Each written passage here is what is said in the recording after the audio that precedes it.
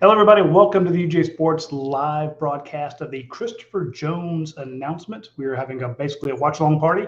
We're going to wait for him to put out the news of where he's going. We have a good reason to suspect he's going to pick Georgia. We've had some predictions in there. Of course, guys can go different places. And here's the thing: I'll say this every time so that people will understand as best as possible. You never know where a kid's going to go, even if he's giving you quotes ahead of time saying, "Yeah, I'm going to Georgia." Things change right before that goes down. Guy can change his mind, and I've had to throw away quotes from a kid telling me everything about how much he loved Georgia and how excited the coaches were. It's never a done deal on a commitment until the kid announces, and it's never a hard commitment until they sign. Joining me is Jed May.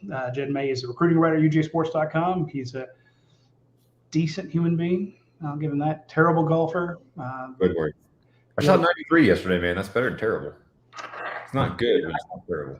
I haven't played since like the first year of COVID. I made a 10 on a par 5. So if I could, if you can get the double-digit scores out of your game, that's step one to bringing the handicap down. So I love it. And we appreciate Wally Smith jumping on early. Randy Payne, hello from Tifton. We appreciate Randy. Terrence Andrews is from Statesboro. We got Ryan Richardson from Dawson, Georgia.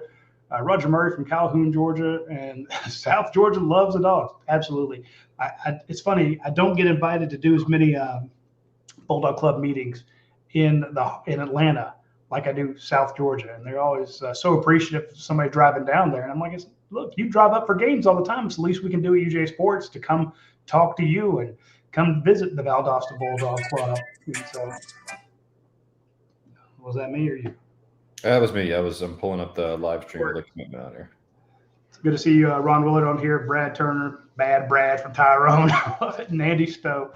And that's Tim Taylor from Chickamauga, Georgia. Chickamauga, Georgia does not exist. That's not a real place. I tease because the Snodgrasses from Chickamauga are good friends of ours, and we love them a lot. So I think there's a place up there called Snodgrass Hill, if I'm not mistaken. By the way, Chickamauga, one of the most haunted places in the universe. I've seen it with my own eyes. That's a story for a different day. All right, Christopher Jones, 7 o'clock. Christopher Jones is supposed to be making an announcement. And, folks, this is how it's going to work out. He's not making an announcement on our channel, which is fine. He's doing it elsewhere. You can watch it there if you like. We are prepared for his announcement. When this thing goes down, Jed and I we're working right now. We're hitting F5 just like you guys are. I'm trying to tweet a story, post a story, run the video. There's a lot going on here. So if all of a sudden you see us pause, we'll tell you the minute it happens. But this is you're seeing us do what we do. So Jed, tell us a little bit about Christopher Jones while I do some work. Yeah, Christopher Jones is an inside linebacker from Virginia. He's about 6'2", 6'3", 230 pounds. And if that sounds like Quay Walker, you've got good instincts because Glenn Schumann has also compared him to Quay Walker. He can go sideline to sideline. Obviously, he'll come down, hit you in the box. And he got an offer from Georgia last summer and was very complimentary of Georgia. Then says all the things you expect a kid to say. Georgia can get me the next level. And then Georgia kind of died down with the momentum a little bit. And then he had a multi-day visit in the spring, and it was the same thing. He talked ball with Glenn Schumann. He called Glenn Schumann an Einstein of football. Is the phrase he used with me. So Georgia was in good shape then. And then, Florida is who really moved up, looked like the leader. And then he took a official visit to Georgia June 16th through 18th. And after that, he told us, on the record, he told us, yeah, Georgia has gone to the forefront in this thing. And that was, I guess, about a month and a half ago, 6 weeks ago today, I think he left his official visit. So we'll see. Georgia obviously did a great job on that official visit. They sold him on what they sell a lot of these kids on. Hey, it's development. It's if you want to be the best you can be in terms of your football career, Athens is the place for you. And it's hard to argue that when you look at what Glenn Schumann's done at the inside linebacker position, like with Quay Walker, who Chris has been compared to,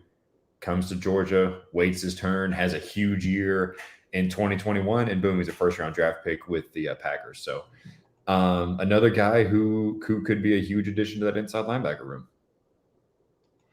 So we put up two things. I want to talk about as we're hitting F5 here. the Einstein comment. I don't think folks understand enough about Glenn Schumann. Remember, Glenn Schumann is Kirby Smart's first hire when he gets the job. Glenn Schumann, everyone, Mel Tucker was hired away. Dan Lanning was hired away. That was Glenn Schumann's first job. But if you understand football at all, and I don't pretend to, don't get me wrong, I'm just a journalist. If you talk to people in the industry, they will say the same thing about Glenn Schumann being an Einstein of football. They're like, this guy knows football so well. Think about it. Kirby Smart, that's the first guy he got, this guy he wanted and gave him his job. So multiple schools have come after him. And I don't think Georgia had a Buckus Award winner, did they? Until he started coaching at Georgia. I don't know, but I know, I mean, you look at what. It's been a long damn time.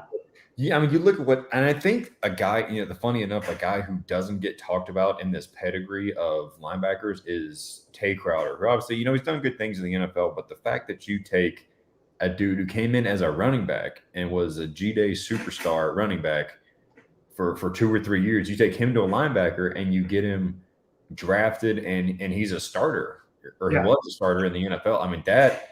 Obviously, you got Roquan Smith and Monty Rice and Nakobe Dean and all those guys, but he got 3 guys drafted in 1 year. Like it's amazing. Like it's silly. And you look at the acquisition of talent too with the guys they brought in last class.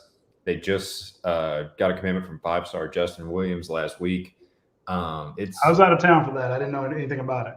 Yeah, the stacking of talent and development of said talent at that position in particular is incredible. And that's a position, you know, that's key to Georgia's defense and every defense, right? That's the guy who gets people lined up, communicates the calls from the sideline. In the NFL, those are usually the guys who've got the radio thing in their helmets. So that's the key to a good defense, is having guys at that position. And Georgia has certainly done that over the 7 years of Kirby Smart's tenure. The other thing I was going to mention was we put out Anthony Dasher at UGA Sports. He's our managing editor, senior writer, whatever you want to call him. Everyone just calls him Dash. He put out his best guess projected depth chart. And I noticed that one of the first comments was, this is an unreal depth chart. Georgia's loaded. The only place I see an issue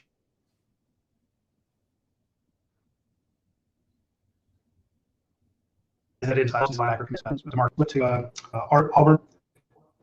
Kirby gets, like I said, last week, maybe get one today.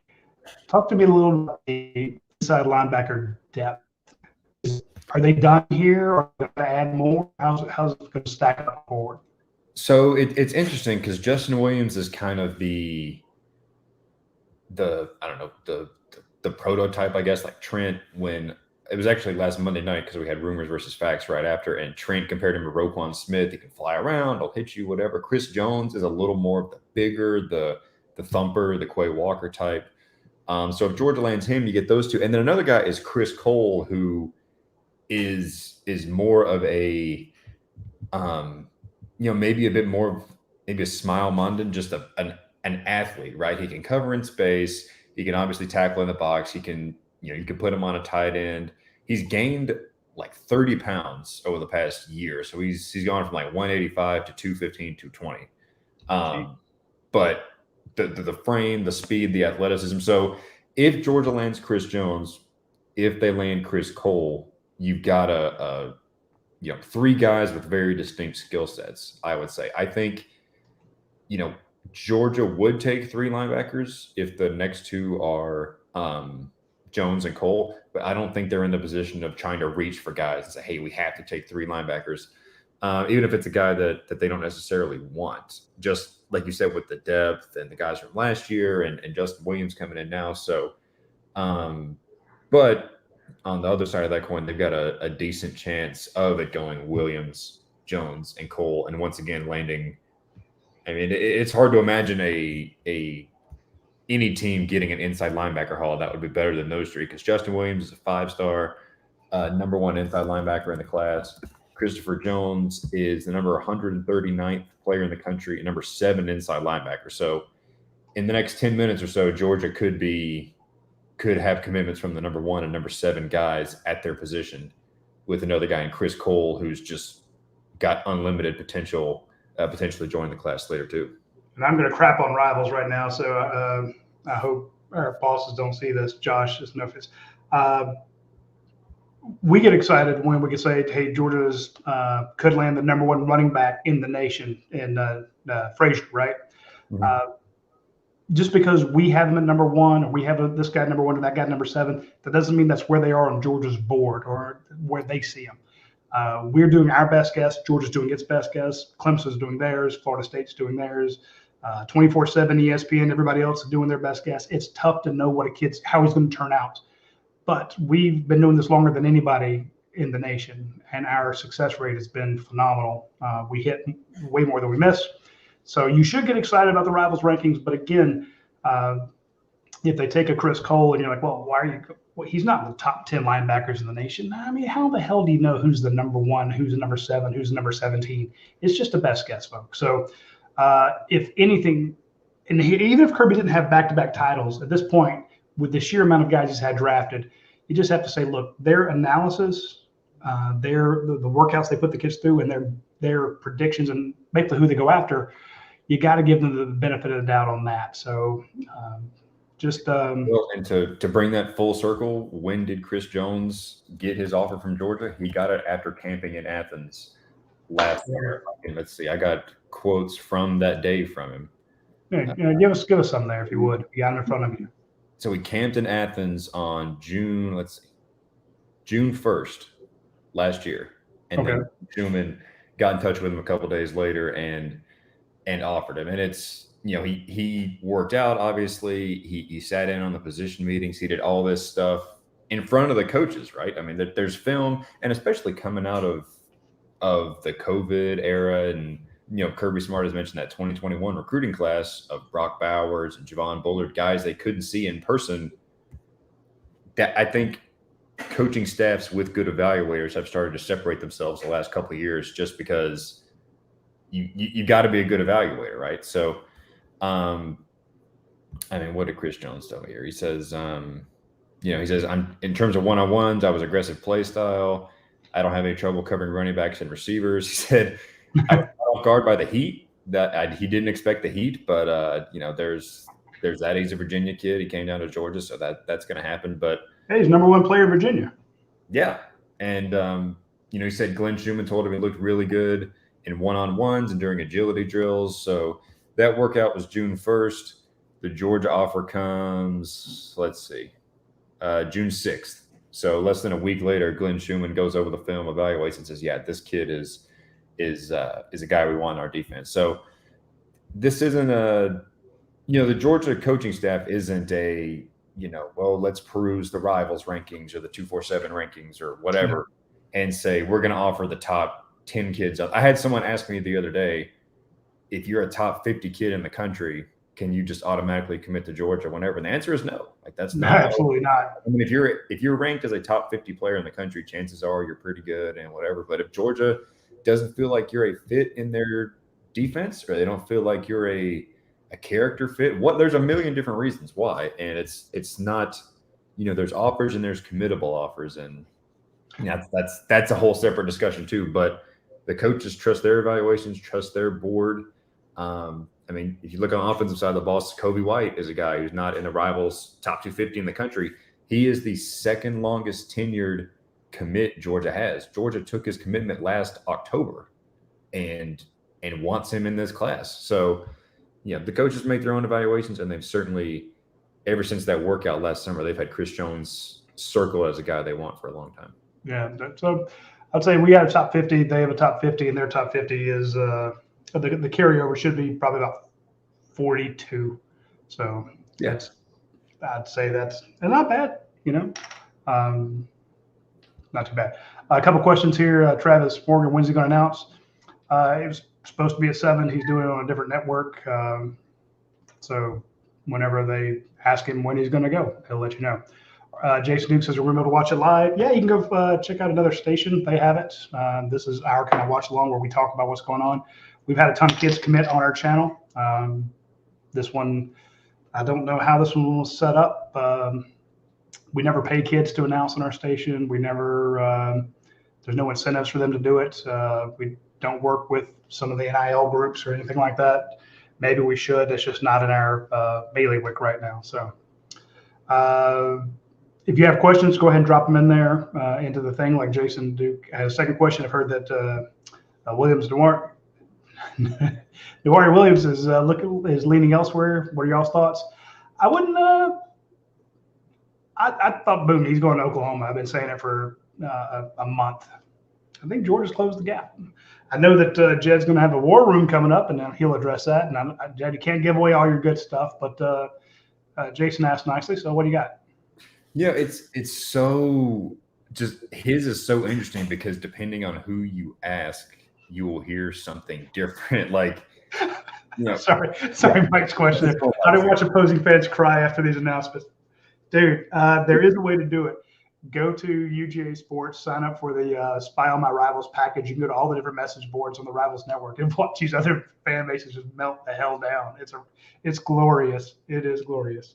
I'm sorry, your thoughts on Williams? No, it's just if you look at Oklahoma insiders over at OU Insider, our Oklahoma site, they are very confident it's an Oklahoma-Missouri battle with Oklahoma in front. Georgia sources say they feel it's Georgia and Missouri with Oklahoma in third. So you could take that a lot of different ways. Obviously, someone, not to say that someone is lying or whatever, but someone's information is, what's the word? Someone is being told something that's not reality. And personally, I would think, just based on how long Williams's relationships are with Oklahoma, and he's got teammates and close friends that go there, all that kind of stuff, I would think that the Oklahoma-Missouri scenario is maybe more realistic. But like you said, Georgia's going all in on this. I mean, he is, especially as you look at the defensive front, he is the crown jewel out there right now. He's the number one defensive prospect in the 24 class. He's at a premium position, pass rusher. He's freaky athletic. Has every bit the potential like a Trayvon Walker to go number one in the draft. I mean, he's got all the potential in the world. So I don't think he's made a decision yet. It's August 7th is kind of the date that's been circled, which is next Monday, I think. 8 days.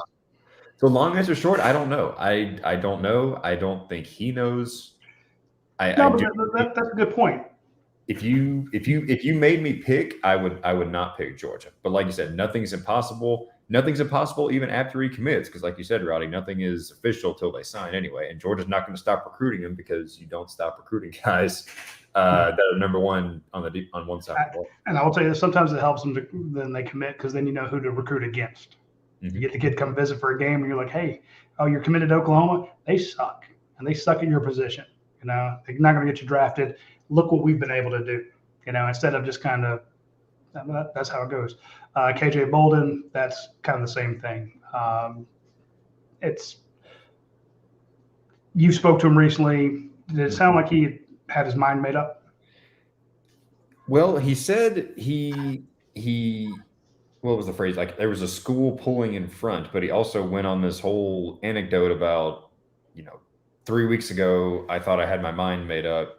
And then I talked to another coach, and it changed my perspective on everything. So now I have a school pulling in front. And of course, as a Georgia fan, you think, okay, Georgia's been in pole position here for a while. That doesn't give you a lot of confidence. But I don't know. I mean, I think NIL is factoring into this one some. I think playing time might factor in. There's a lot of factors at play. And Roddy, you've said this a lot. Georgia doesn't do we're going to throw a bunch of money at a freshman to get him in here. They will do every school uses NIL, and Georgia uses it differently because they don't want to upset locker room chemistry and that kind of stuff. Florida State is right in the thick of it. I think Auburn is in the thick of it, especially after hosting him for Big Cat Weekend this weekend and all the momentum that Auburn has on the trail right now. But I don't know. I mean, that's one. If you'd asked me 2 months ago, and Blaine would back me up on this too, I would have been very confident that it was Georgia. Right now, I'm less confident in picking anybody. It's one of the crazier recruitments this cycle, I think, because it's gone back. Yeah, Surge. Schools have cooled off. It's it's going to be very interesting to see what happens on. I think he's Saturday night. That's what Bobby Dotson says is KJ's old school recruiting entry. Yes, that somebody very, very well connected said that his has been the most up and down, wildest recruitment of this class. There's always some sort of intrigue. Go back to Evans, go back to Crowell, go back, as far back as you go, there's always something wild. Hell, Roquan is one of the best ones out there. KJ, I think, wants to be a Georgia Bulldog, but there are other options out there. I think some of his family wants him to be there. Some of his family may want him to go elsewhere. You just don't know. Christopher Jones is the guy that we're watching right now. As he has, I don't think there's been a lot of intrigue about this. A lot of people have been predicting him to pick Georgia for a long time. And I want to give a big shout out to Sony Michel, who's announced the other day that he's retiring from the NFL. That was zero intrigue. Guy came and visited, loved it. Actually I tried to call him one time, and he's like, "Yeah, I'm still here." I'm like, "Oh, you're still in town? I got to hang up with you because I'm not allowed to talk to him while they're on a visit." He's like, "Oh, the visit's over, or the official part's over, but yeah, I'll call you back later." Goes back, Miami commits, no drama, and sometimes you want a guy that wants to be here. And as Jason Kennebrew says, KJ is exhausting. There is something there to a guy who wants to be part of your program. There's a question here about Dylan Rail. Dylan figured out where he wanted to go. And, of course, everybody was saying he's going to go elsewhere. He picked Georgia, and what's he been doing? He's been recruiting behind the scenes ever since. Mm-hmm. That's not a shot against KJ. He honestly doesn't know where he wants to go. So keeping your options open is not a bad thing. But my point is sometimes the guys that commit early, they may not be ranked as high, but they really want to be at Georgia. Those guys blow up. I mean, I know Eric Stokes was just waiting. Am I a take? And Georgia took him at the last second before signing day. And he commits to Georgia, signs with them, becomes a first-round pick because he just really, really wanted to be here. So. Well, you look at a guy like Tay Harris in the 25 class. He camped early in June, got an offer. 2 weeks later, visited again, and committed right after that. Like, he knew what he wanted. And like you said, and that's, I think people look at this thing and think from a Georgia fan's perspective, well, if Georgia offered me, I would go to Georgia. But if you look at this from a perspective of a guy like KJ Bolden, these schools have all been recruiting him for forever, right? Yeah. And you can't.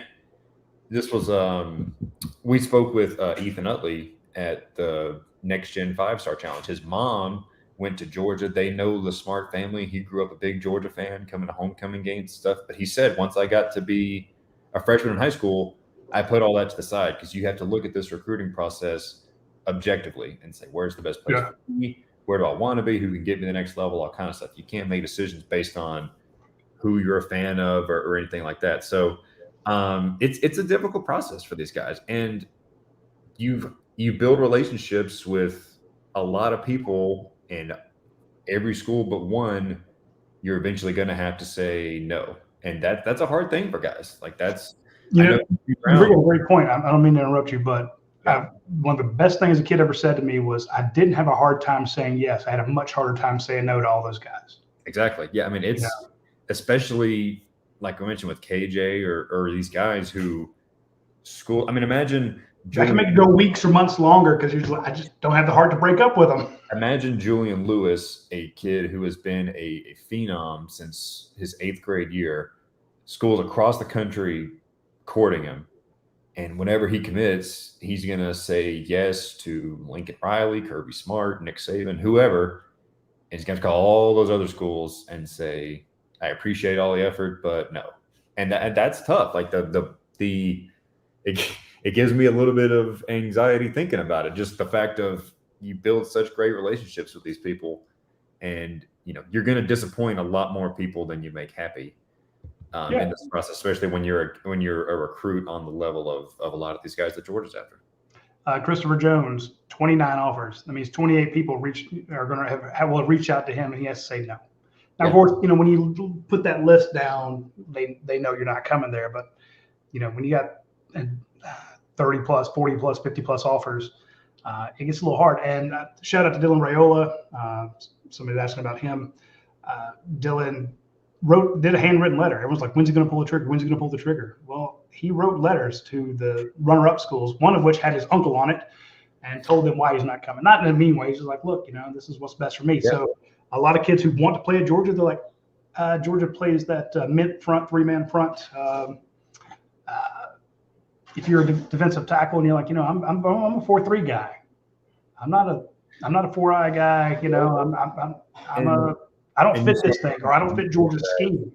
You saw a perfect example of that this year with Edric Houston, AJ Bolden's teammate at Buford. Georgia's put in a lot of time recruiting him. Georgia is a finalist, I guess, but he sees himself as a 4-3 defensive end.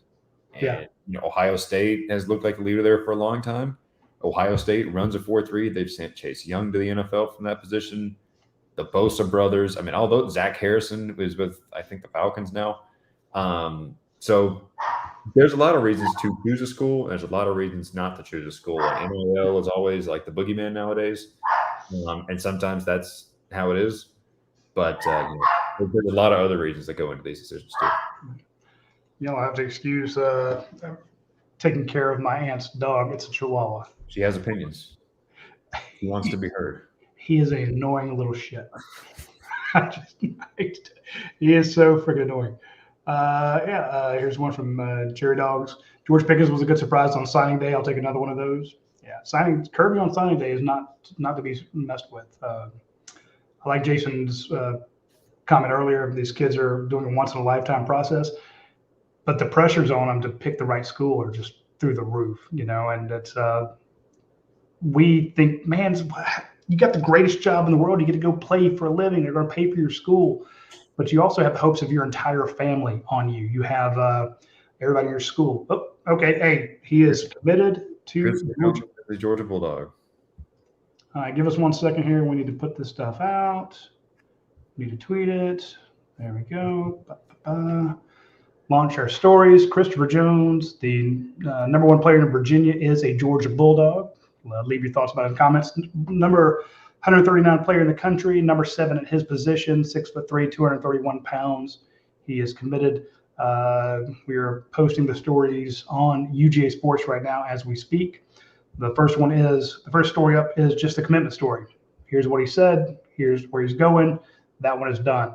The next story is behind the scenes. Now, folks, this is behind the paywall. So if you're watching this show for free, you're not going to get all the quotes on why he committed to Georgia, how it went down, what the coaches said when he told them, all that kind of stuff. But I'll open up the story here while Jed launches some of this other stuff and give you a little bit here. A free comment.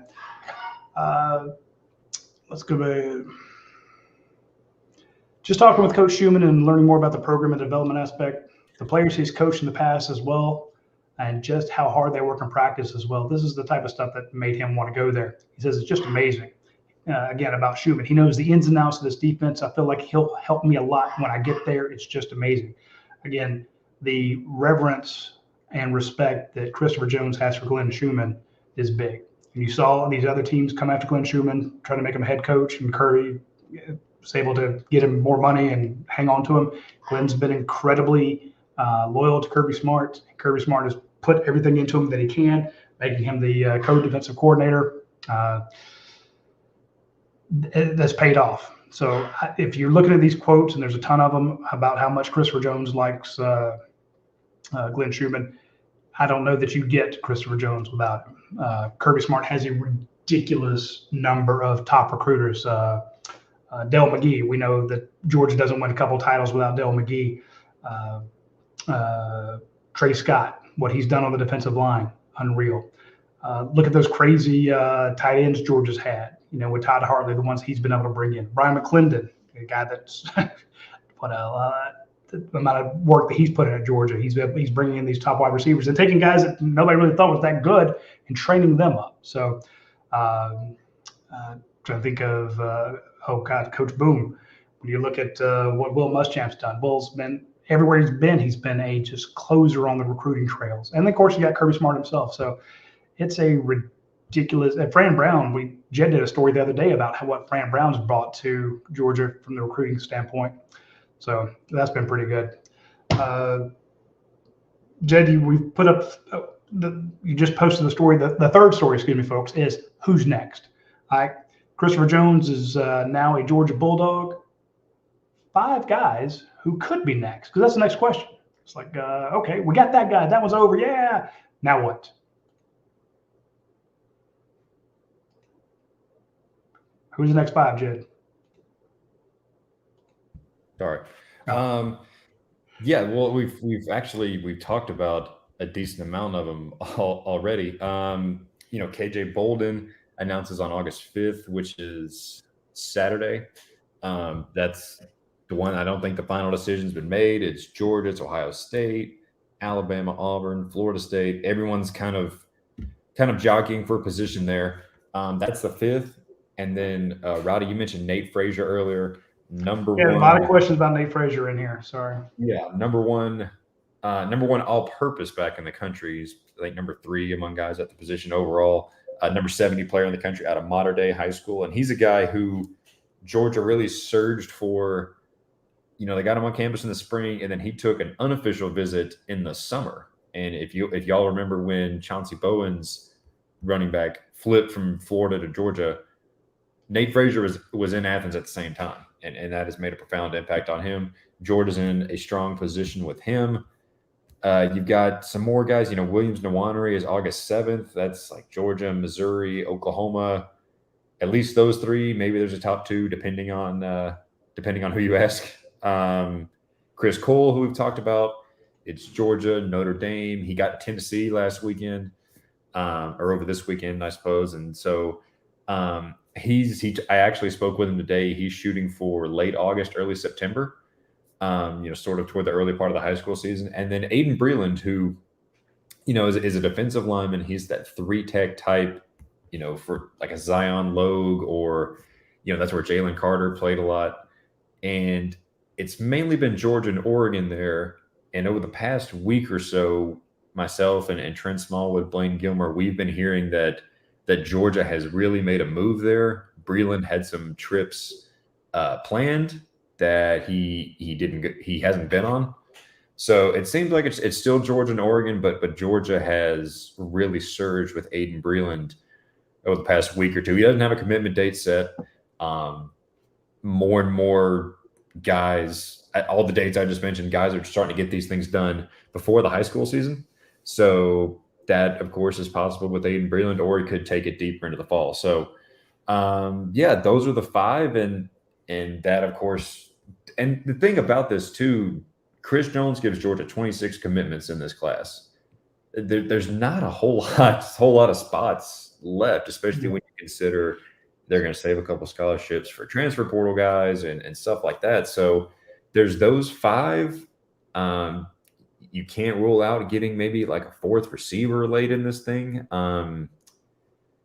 Maybe another defensive back. I mean, there's not a whole lot left on the bone for Georgia in this class. I mean, 26 commits on July 30th is ridiculous. I mean, it's insane. I mean, I don't think this was necessarily, expected per se, like when we were coming into this cycle, but it's just, I mean, we've told y'all guys all summer, July is going to be a busy month, but it's just one after another after another. I mean, these kids are getting their spots, locking themselves in, and then not worrying about it for their senior seasons. And then once their senior season's over, so many kids enroll early now, then it's 19 guys showed up last year. You sign and then you go. So it's so, I mean, Roddy, you're old. You remember when the February signing day was like Christmas and the 4th of July. Now February signing day is just kind of, there's not a whole lot of juice to it, just because everyone is signed or at the very least committed already. So it's, the calendar's getting moved up more and more, and that's a topic that Kirby Smart and SEC coaches have bandied about as something that might need to change. But it's definitely crazy what Georgia has already done in this class. Was still 4 months before signing. So you got 26. If you add the 5, folks, by the way, that the next 5 likely to commit, that is a behind the scenes. I'm just going to be behind the paywall story. Jed and I, we went ahead and gave it to you. Trent put together a good list. If you land those 5, and some of which are 5 stars, that'd give you 31 commits. That's just ridiculous. And this class could get to 31, 32 players because that's how it's going to be. So it's gonna, but it is narrowing down. And Andy Stowe, he's one of the old guys like me and Miss Mary.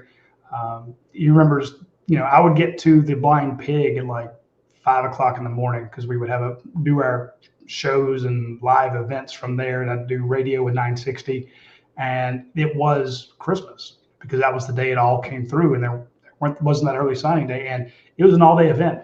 I remember doing like 7, 8, 9 different radio shows. This past signing day in February, I think I went and got groceries, went for one of my walks. There might have been an announcement in the afternoon. It was just the most boring day.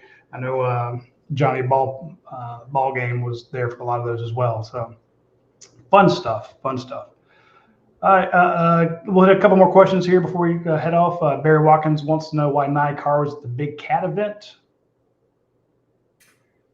Nikar is a guy who, and you talk about the process and whatever. He's Georgia commit, by the way, folks. Yes, Georgia receiver committees. I think the number 30th ranked player in the country, somewhere around there. Very, very good player. Watched him in a spring game a couple months ago.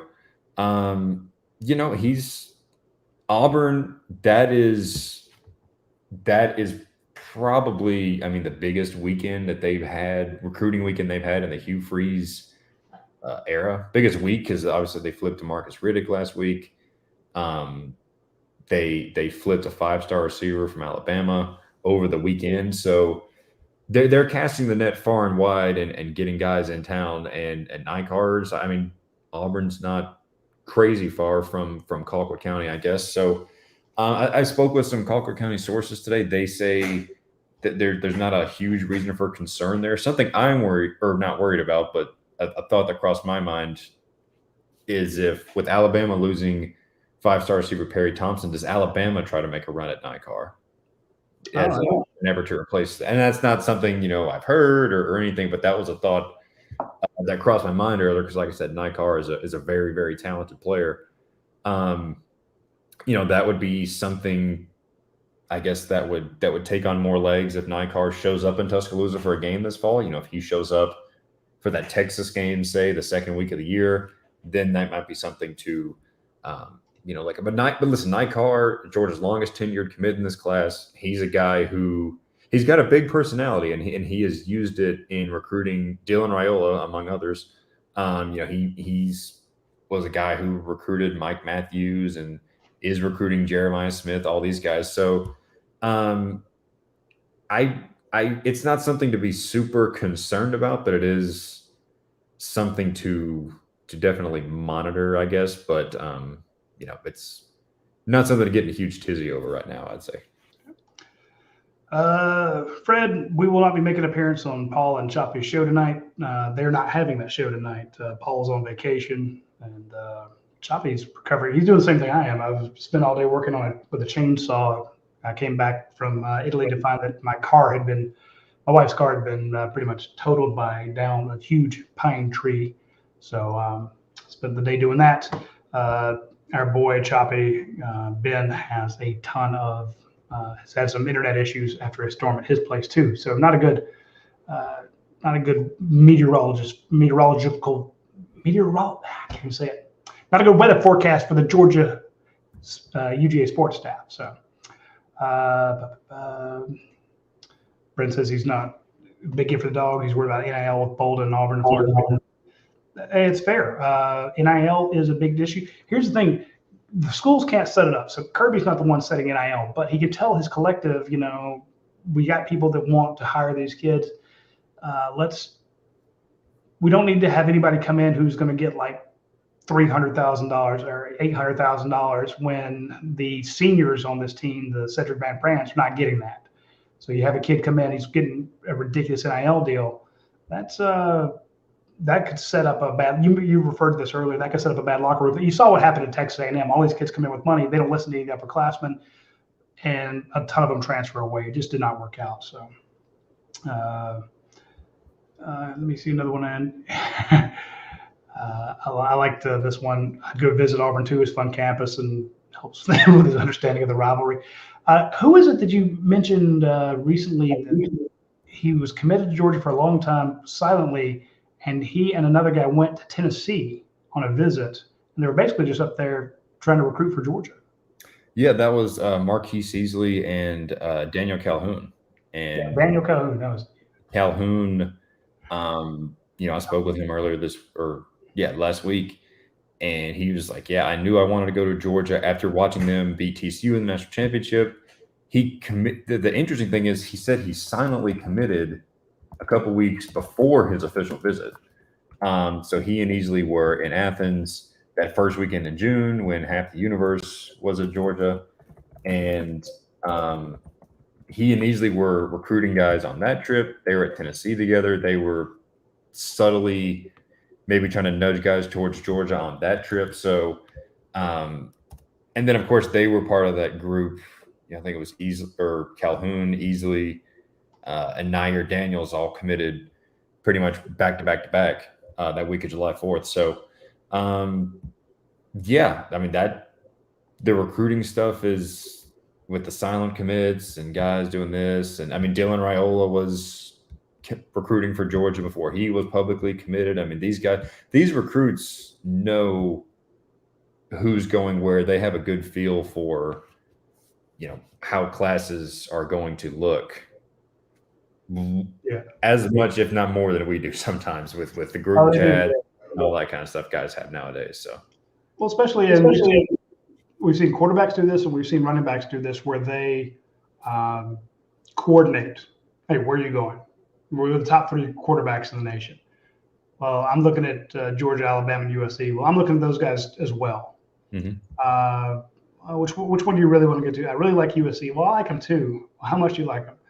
Well, I could go to Alabama and be happy. All right, why don't you go to Alabama? I'll go to USC. They'll coordinate somebody, and all of a sudden, all that effort you put into it, 3 years of recruiting, comes down to a text communication between 2 top players. So it happens. Quick comment there from the Dog Father. Folks, if you don't follow us on TikTok, please be sure to do so. We're trying to hit the 10,000 follower mark. We're just a couple hundred away. We'd like to do it. The Dog Father has 100,000, 200,000 followers. He's a riot on there. So if you're a Georgia fan, you should follow the Dog Father on TikTok. He's very entertaining. Brent Oglesby is banned from the show. Just need to let y'all know that. This dude went to Heritage class in 1993. That means we chewed probably some of the same dirt together when he was a freshman. So screw Brent Oglesby. Anybody that went to Heritage. That is unacceptable. Go Rockdale. Screw Heritage. I'm useless here from Francisco Hurtado. If you guys could summarize, what do you think about the proposed legislation of the NIL? I think all this NIL stuff is eventually going to get tossed out, and then just going to go straight profit sharing from TV revenues, and everybody gets the same amount. That's how I think it's going to play out in the long run, to make it fair. Then it'll just go back to under the table stuff, So. Like college football is designed to be.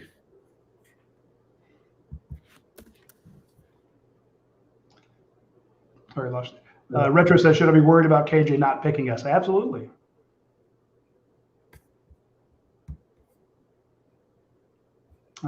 If you go back and watch part of the show there, Phil Rogers says, what time is the Tuesday show with Coach Don in? Jed, our presser with Kirby Smart is Wednesday, right? Wednesday at, I want to say 2:00. All right. So practice starts when we reported this months ago. So that's why you should be a member of UGAsports.com. It's only 27 cents a day. We broke the news months ago that the first day of practice would be August 3rd. Kirby on August 2nd will meet with the media. That'll be the only thing we have that day. And then on August 3rd, first day of practice, we'll get to talk to some players. So that's about it.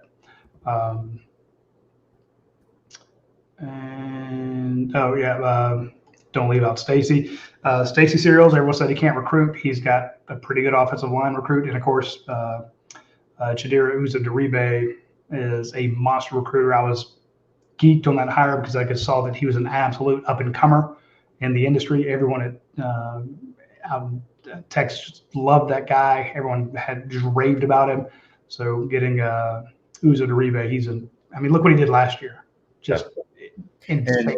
And, not only the guys that Chidera Uzo Duribe landed, but when you think about the time he took over, Georgia wasn't a serious factor with Samuel Mpemba.